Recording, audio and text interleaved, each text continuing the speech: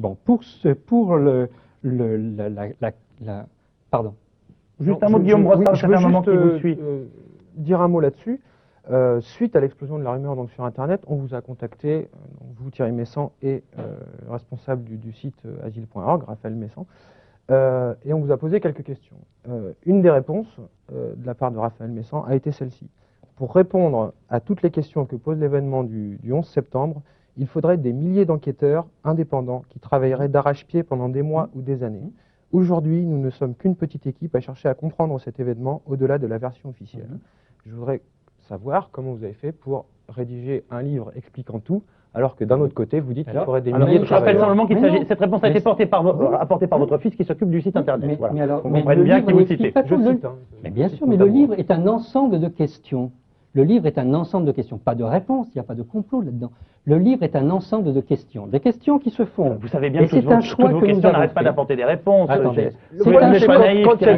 Quand des gens Nous apportent avons des fait un réponses à vos choix. questions, Bon. vous Nous avons fait un choix vous qui les a acceptez été... pas. Donc, Attendez. Nous avons fait un choix qui a été de nous fonder exclusivement sur des documents officiels provenant de l'administration américaine et sur les déclarations de la même administration américaine à la presse internationale, de manière à ce qu'il ne puisse pas y avoir de doute sur les faits que nous rapportons. Nous pouvons discuter de l'interprétation de ces faits, mais nous ne pouvons pas nier ces faits. Voilà. Si on, notamment sur la charge explosive au Pentagone, on peut les nier très fortement. Ah, oui. Une charge explosive au Pentagone, enfin nous, Oui. on n'est pas non plus experts en explosifs. Par contre, on interroge des experts. Les experts nous disent une charge explosive dégage un effet de souffle. Oui. Or, les vitres du Pentagone, il y en a beaucoup qui sont restées en place. Oui. Par contre, si on leur demande, et si un avion vient heurter la façade du Pentagone, est-ce qu'il y a un effet de souffle? Non. Par contre, il y a un dégagement de chaleur intense quand le kérosène explose. Il n'y a pas d'effet de souffle. Ça peut expliquer que l'avion soit en grande partie consumé, et ça peut expliquer aussi que les vitres ne soient pas brisées. Par contre, la charge explosive, la ça charge marche explosive, si, ça marche tout à fait.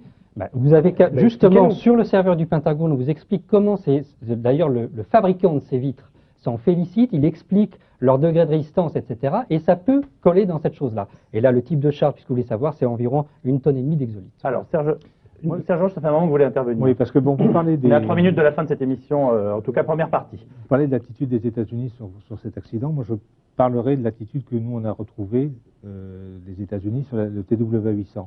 On a le même scénario. Les États-Unis ne veulent pas être mis en cause dans quel que soit l'accident. C'est pas une nouveauté. TW800, on a réussi à prouver qu'il y avait des manœuvres militaires qui se passaient là. On a prouvé beaucoup de choses.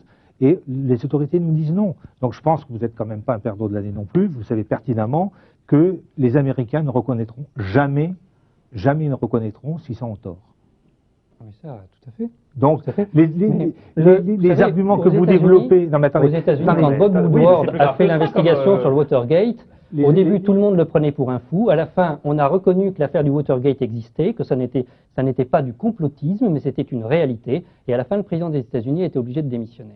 En l'occurrence, c'était un complot de Nixon. Mais c'est pas du complotisme de la part de M. Woodward. Non, mais attendez, le fait que la vérité officielle soit quelquefois fausse ne prouve pas que toute vérité officielle soit nécessairement un Nous sommes mensonge. bien d'accord. Bon, d'accord. Bien sûr, il y a des Et puis il y a un enchaînement qui est réel, c'est que vous dites qu'il y a eu 40 minutes après les attentats de New York, il y a eu l'attentat du Pentagone. Ce qui voudrait dire qu'il y a eu une collusion entre les terroristes qui étaient dans les avions de New York. Et donc là, on arrive quand même dans un truc, c'est un peu Rockwell, c'est un peu la Terre est plate et là, Babylone se vous me reconstruit. demandez de répondre en 1 minute à des choses qui sont d'une extrême complexité, où vous cherchez à simplifier les choses. Non, mais attendez, je ne peux pas répondre. Imaginez-vous que l'appareil d'État américain puisse être à ce point, on va dire, gangréné tel que l'évoque Thierry Messant. Je lui dénie même d'être aussi habile pour organiser un truc pareil. Monsieur Messant a dit que c'était un ensemble de questions qu'il soulevait. Or, le titre de son livre, c'est un ensemble d'affirmations. Absolument. Il y a une contradiction. Oui, on est d'accord. Et donc, ça soulève un certain nombre de questions auxquelles nous allons tenter de répondre. Dans la dernière partie de cette émission, pour ceux, je vous le rappelle, qui ont le câble et le satellite.